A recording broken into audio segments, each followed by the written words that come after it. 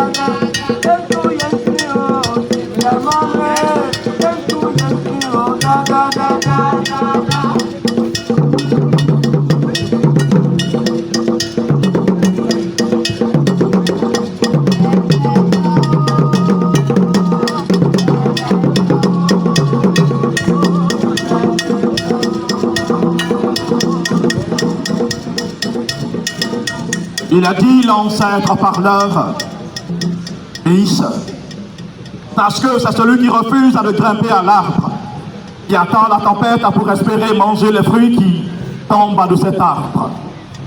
Au commencement était la parole. La parole était avec Dieu et la parole a créé Zaï Boudi. J'ai voulu garder la parole au fond de moi, mais elle bout en moi. Ainsi, le hanteau se pose sur mon épaule à droite, m'apporte ce qu'il faut, qui cote mes lèvres et me demande à moi, Zaï Boudi. Pays ça de ce groupe béni d'avoir beaucoup de Samori Touré, de Béanzé, de Damas, de le mouvement de Nelson Mandela, d'Oufouad Boigny, de prendre la parole et de parler alors.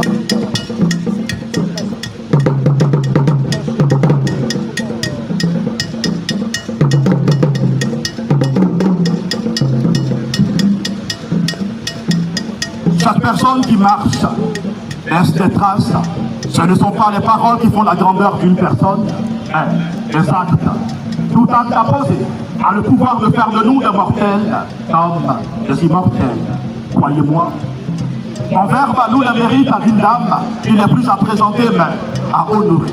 Sa sincérité a tracé sa vision, sa générosité honore ses proches, son humilité porte sa réputation.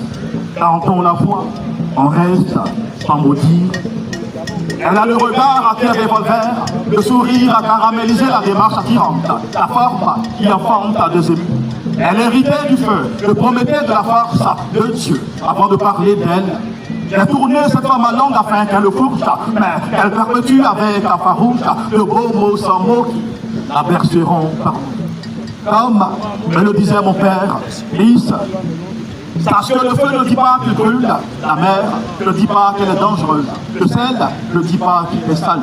Mesdames et messieurs, vous avez observé le silence de cette grande dame réclamer sa science acclamer son excellence, proclamer son émergence.